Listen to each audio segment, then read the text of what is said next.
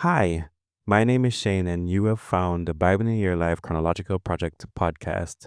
It is day 5 of week 5, and today we are reading from Exodus, reading chapters 22 to 24, and we'll be reading from the Complete Jewish Bible. Lord, as we go into your word, I pray that you will direct every aspect of what we look at today. I pray that you will reveal to us by opening our eyes and opening our hearts and opening our ears to receive the things that you will show to us. Lord, I pray that through the power of your Holy Spirit, you lead us into all truth and then empower us to be obedient to the truth. We give you thanks because Jesus Christ is Lord. Amen. Exodus chapter 22. If a thief caught in the act of breaking in is beaten to death, it is not murder unless it happens after sunrise, in which case it is murder. A thief must make restitution, so if he has nothing, he himself is to be sold to make good the loss from the theft.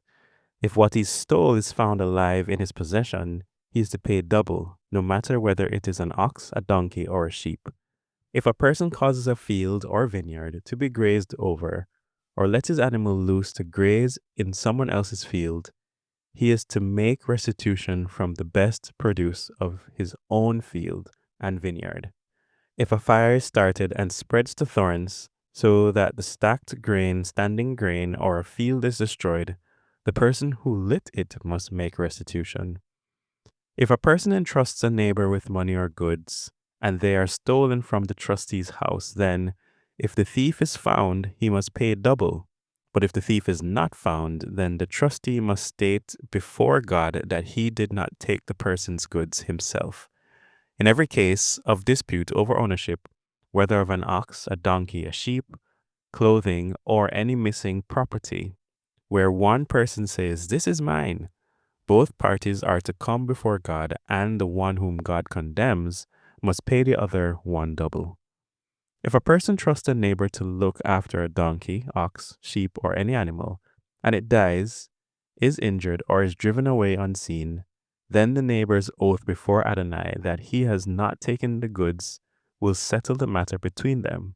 The owner is to accept it without the neighbor's making restitution. But if it was stolen from the neighbor, he must make restitution to the owner. If it was torn to pieces by an animal, the neighbor must bring it as evidence, and then he doesn't need to make good the loss. If someone borrows something from his neighbor, and it gets injured or dies with the owner not present, he must make restitution. If the owner was present, he need not make good the loss. If the owner hired it out, the loss is covered by the hiring fee. If a man seduces a virgin who is not engaged to be married and sleeps with her, he must pay the bride price for her to be his wife. But if her father refuses to give her to him, he must pay a sum equivalent to the bride price for virgins. You are not to permit a sorceress to live. Whoever has sexual relations with an animal must be put to death. Anyone who sacrifices to any god other than Adonai alone is to be completely destroyed. You must neither wrong nor oppress a foreigner living among you, for you yourselves were foreigners in the land of Egypt. You are not to abuse any widow or orphan. If you do abuse them in any way, and they cry to me, I will certainly heed their cry. My anger will burn, and I will kill you with the sword. Your own wives will be widows, and your own children fatherless. If you loan money to one of my people who is poor, you are not to deal with him as would a creditor, and you are not to charge him interest. If you take your neighbor's coat as collateral, you are to restore it to him by sundown, because it is his only garment. He needs to wrap his body. What else does he have in which to sleep? Moreover, if he cries out to me, I will listen, because I am compassionate. You are not to curse God, and you are not to curse a leader of your people. You are not to delay offering from your harvest of grain, olive oil, or wine. The firstborn of your sons you are to give to me. You are to do the same with your oxen and your sheep. It is to stay with its mother 7 days, and on the 8th day you are to give it to me. You are to be my specially separated people. Therefore, you are not to eat any flesh torn by wild animals in the countryside. Rather, throw it out for the dogs. Chapter 23. You are not to repeat false rumors. Do not join hands with the wicked by offering perjured testimony. Do not follow the crowd when it does what is wrong. And don't allow the popular view to sway you into offering testimony for any cause if the effect will be to pervert justice. On the other hand, don't favor a person's lawsuit simply because he is poor. If you come upon your enemy's ox or donkey straying, you must return it to him. If you see the donkey which belongs to someone who hates you lying down, helpless under its load, you are not to pass him by, but to go and help him free it.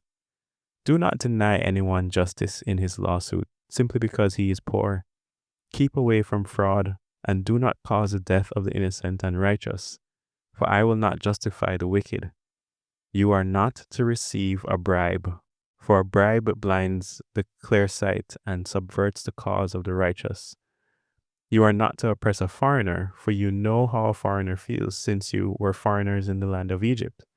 For 6 years you are to sow your land with seed and gather in its harvest, but the 7th year you are to let it rest and lie fallow, so that the poor among your people can eat, and what they leave, the wild animals in the countryside can eat. Do the same with your vineyards and olive grove. For 6 days you are to work, but on the 7th day you are to rest, so that your ox and donkey can rest, and your slave girl's son and the foreigner be renewed. Pay attention to everything I have said to you. Do not invoke the names of other gods, or even let them be heard crossing your lips. 3 times a year you are to observe a festival for me. Keep the festival of Matzah. For 7 days, as I ordered you, you are to eat matzah at the time determined in the month of Aviv. For it was in that month that you left Egypt. No one is to appear before me empty-handed. Next, the festival of harvest, the first fruits of your efforts sowing in the field. And last, the festival of ingathering. At the end of the year, when you gather in from the fields the results of your efforts, 3 times a year all your men are to appear before the Lord Adonai. You are not to offer the blood of my sacrifice with leavened bread, nor is the fat of my festival to remain all night until morning.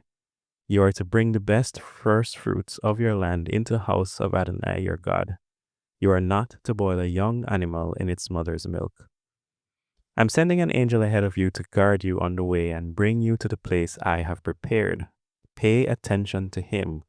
Listen to what he says and do not rebel against him, because he will not forgive any wrongdoing of yours, since my name resides in him. But if you listen to what he says and do everything I tell you, then I will be an enemy to your enemies and a foe to your foes. When my angel goes ahead of you and brings you to the Amori, Hitti, Perizi, Canaani, Hivi, and Uvisi, I'll make an end of them. You are not to worship their gods, serve them, or follow their practices. Rather, you are to demolish them completely and smash their standing stones to pieces. You are to serve Adonai your God, and he will bless your food and water. I will take sickness away from among you. In your land, your woman will not miscarry or be barren, and you will live out the full span of your lives. I will send terror of me ahead of you, throwing into confusion all the people to whom you come, and I will make all your enemies turn their backs on you. I will send hornets ahead of you to drive out the Hivi, Canaani, and Hitti from before you. I will not drive them out from before you in 1 year, which would cause the land to become desolate, and the wild animals too many for you. I'll drive them out from before you gradually until you have grown in number and can take possession of the land. I will set your boundaries from the Sea of Suf to the Sea of the Philistine, and from the desert to the Euphrates River. For I will hand the inhabitants of the land over to you, and you will drive them out from before you. You are not to make a covenant with them or with their gods. They are not to live in your land, otherwise they will make you sin against me by ensnaring you to serve their gods. Exodus chapter 24. To Moshe Adonai said, Come up to Adonai, you, Aharon, Nadav, Avihu, and 70 of the leaders of Israel, Prostrate yourselves at a distance while Moshe alone approaches Adonai. The others are not to approach, and the people are not to go up with him. Moshe came and told the people everything Adonai had said, including all the rulings. The people answered with one voice, "We will obey every word Adonai has spoken." Moshe wrote down all the words of Adonai. He rose early in the morning, built an altar at the base of the mountain, and set upright 12 large stones to represent the 12 tribes of Israel. He sent the young men of the people of Israel to offer burnt offerings and sacrifice peace offerings of oxen to Adonai. Moshe took half of the blood and put it in basins. The other half of the blood he splashed against the altar. Then he took the book of the covenant and read it aloud, so that the people could hear, and they responded, "Everything that Adonai has spoken, we will do and obey." Moshe took the blood, sprinkled it on the people, and said, "This is the blood of the covenant which Adonai has made with you in accordance with all these words." Moshe, Aharon, Nadav, Avihu, and 70 of the leaders went up, and they saw the God of Israel. Under his feet was something like a sapphire pavement, as clear as the sky itself. He did not reach out his hand against these notables of Israel. On the contrary, they saw God, even as they were eating and drinking. Adonai said to Moshe, "Come up to me on the mountain and stay there.